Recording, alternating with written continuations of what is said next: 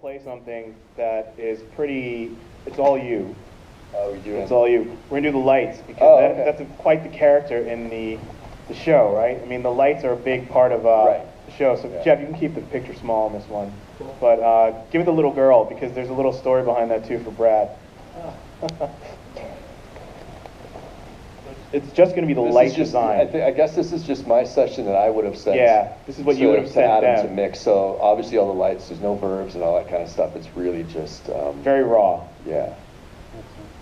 But this is what you would have sent. Yes, for this little sequence.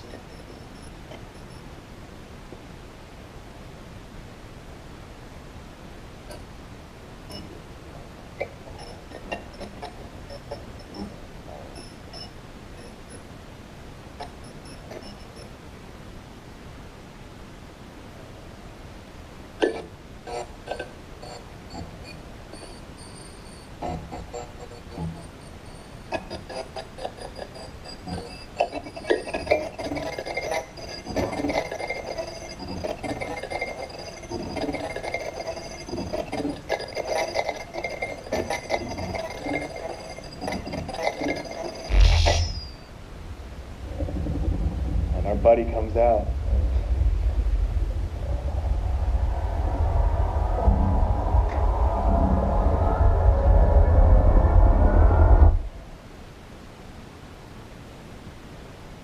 Cool.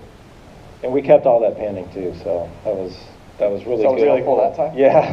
You weren't cursing my name. So how did that work for you? So how did that work for you guys? Like, so you did all that design and then you handed off to Jordan and Brad, and then they just brought the rest of it together? Mm-hmm. Yeah, I mean, I think there's music through that sequence There's as music well. through there too, Obviously, yeah. there's the production, you know, and Foley, and There's not much production there. Yeah, how much production's used on this? It depends on the scene. On that, I don't think we use it. Actually, we do have a scene we're going to ask you about production. Don't worry, yeah, we got you. So what we were actually kind of curious about was what made up the lights. The lights are basically, I have this really great battery charger. You know, it's just like a little 2 amp, 12 amp, 50 amp, and I recorded that, and that's a lot of the source of a lot of the lights and stuff like that. And then I just smashed some light bulbs and Christmas lights and tried to get the filament to sort of make a sound. And obviously they were very small sounding, and I just, you know, just beat the shit out of them with different things to get them to be ballsier. And in this sequence, for sure, I wanted to sort of make it, by the time all the lights were sort of swinging around you, to be somewhat musical, and so it has a repetition or a rhythm sort of to it. But they are really all just one source recordings, and then just manipulated and time stretched and pitched and reversed and stutter cut and just all those sort of different things, and sort of taking one sound and trying to sort of manipulate that so that that family sort of lives in that world. You're not sort of adding, overcomplicating it with hundreds of different ideas of sounds. It's actually kind of just trying to take a simple sound and sort of use it for its maximum ability with the tools we have available. Is there a track count? I said that was going to be brought up. It was 300 or 400. Just effects alone, or left, center, right? Left, center, right, is surrounding sub track count. Right? it was That's all you insane. had to do, right? Yeah. When you work with these two guys giving you effects, they bring the goods, but it's a lot of stuff. Well, on the music side, though, right? You didn't really have a track count. No, that it was pretty light compared Pretty to light. Yeah, I mean, I think the widest the music came to me from those guys was maybe 8 or 9, 10 stereo pairs. But a lot of the score is very simple. Sometimes a cue would just be an arpeggiated keyboard line, and that would be the cue, and that'd be just one stereo track. Hey, Jeff, can you go to the episode 2 start? Because there's a bunch of stuff we want to ask you about in there.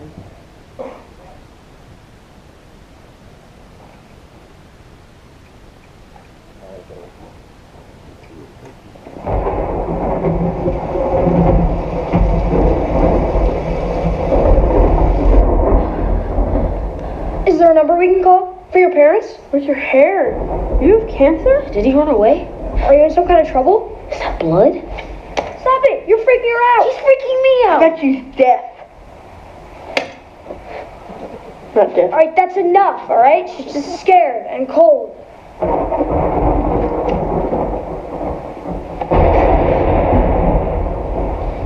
Here, these are clean, okay?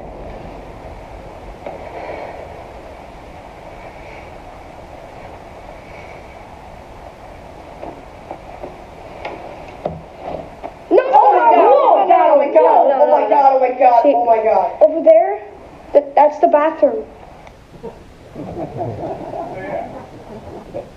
That was me back in the 80s, too. No.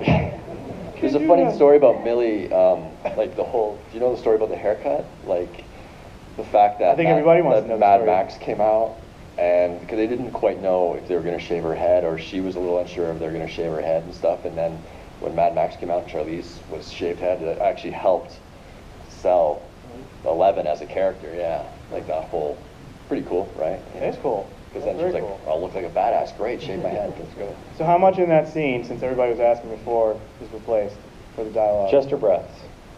It was all production? All production, yeah. That's pretty good. Yeah. I only had basically 1 or 2 shots with Millie because she lives so far outside of London. It was problematic to bring her in for every episode. We basically tried to do 2 episodes at a time, sometimes 3 for ADR. That way, we're not bothering the kids because they're going to school and stuff. So I basically had 3 or 4 shots of most of the kids. I only had 1 major shot with Millie. So that was actually the very first thing that we were able to do was those breaths with her. And since she doesn't have that many lines, most of her cues were breaths and efforts, but they paid off because it's really weird. That scene's weird without her breaths, and her walking around in this deep thought or whatever. A lot of her stuff is breaths. Yeah, breaths and screaming. She screams a lot. Yeah, she screams a lot. Yeah, there's some screaming. But yeah, the only thing that was added dialogue-wise was her breaths there, yeah. Well, how was it working with the kids? They were great. They were awesome. Millie, we all know she's a star. I mean, we knew that immediately. Finn, he was probably the best looper. Gaiden, he was problematic. And Our Lispy boy? yeah, but it's not because of that. That's cold. It's because his voice changed. Oh, his voice changed. Yeah, by quite a bit. Really? And you can even see it throughout the series. You can hear him. It's funny, even going back, I'm sure a lot of you guys have seen the series. You go back to episode 1 after you've seen the whole series, and you're like, wow, his voice has changed. So I had to deal with that the entire series, and then, they shot it, give it to us, and now I've got to replace it with his deeper voice. So that So you didn't pitch anything? We pitched a little bit. We try to make production work as much as possible. We pitched a couple of things. I think the biggest thing that we pitched for him was the scene at the end of episode 1 in the rain, because that was all ADR, because that's just pouring on him. So I pitched a little bit of that stuff up, but Yeah, his voice changed. So he was good and he was nice and all that, but yeah, his voice had changed. And then the kid who plays Lucas, he was great. They were shooting this New Edition show, so he was around, so I could grab him whenever. But all the kids were really good. I mean, you can tell great. They're good. It's not like they had to cut around bad performances. There was lots of good stuff there. It's cool. Very cool. Yeah. One more thing we want to play for sure is The production was good, by the way. The production was usable Jeff, throughout. the Bad Men Are Coming. Okay. That sounds good. Yeah. Bad Men Are Coming is man. Oh, yeah. It's Lucas. I think he's in trouble. Do you remember how he said he was looking for the gate? Yeah? What if he found it? What's he saying? I don't know. He's way out of range. Lucas, if you can hear us, slow down. We can't understand you. Yes! I copy! Do you? They know about 11! Get in there! They know about 11! The bad men are coming! All of them! Do you hear me? The bad men are coming! Mad Head. Does that mean anything to you? Like a code name or something? The bad men are coming! Bad men! Bad men! Stay here.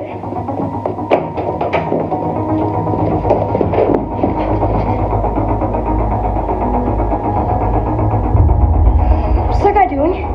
You don't think? Well, I know she and Steve have been spending some time together, so I thought maybe... Well, is he home? Maybe you could ask him. I'm sorry. Can you just hold on, please? Michael, I'm on the phone. I've told you a million times. Schedule any repairs. What? Is there anyone supposed to come and do repairs on the house?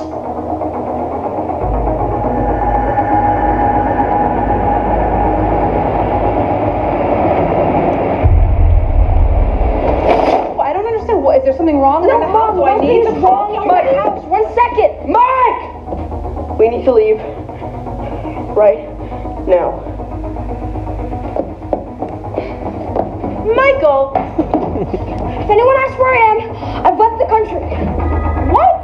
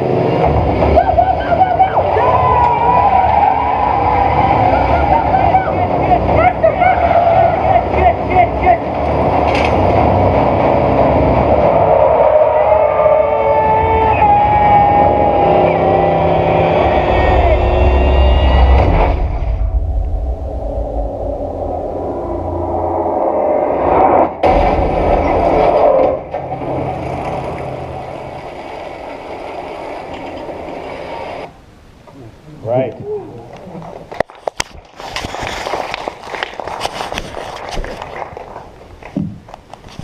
Again, Tim picture on that too. Sorry about that. It's all good, man. So break yeah, it down. Well, you're Jordan.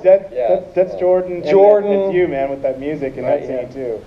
Yeah, we had a lot of good separation with that Yeah. too. A lot of cool elements to move around and hit certain moments, like when the vans arrived. There's a little shing on that. And, the guys from Survive, they gave me like what I needed and what we needed. I think we literally had every sound separated for every cue that we needed it for, which was helpful. And then Jordan, it's all you. probably his busiest sequence. Yeah, definitely one of them. Bikes are always a challenge, even when it's just one of them. Did you break out your Huffy or anything? I didn't. Mongoose. I didn't. I was a GT performer really? in Mongoose, dude, so yeah. Had the pegs, telling the chicks to come for a ride, you know what I'm saying? So it's all good. Yeah, and pretty early on, I knew the bikes were going to be a big part of the show, and so I spent a lot of time pulling down different elements and textures for the bike, and they're going on all kinds of different surfaces.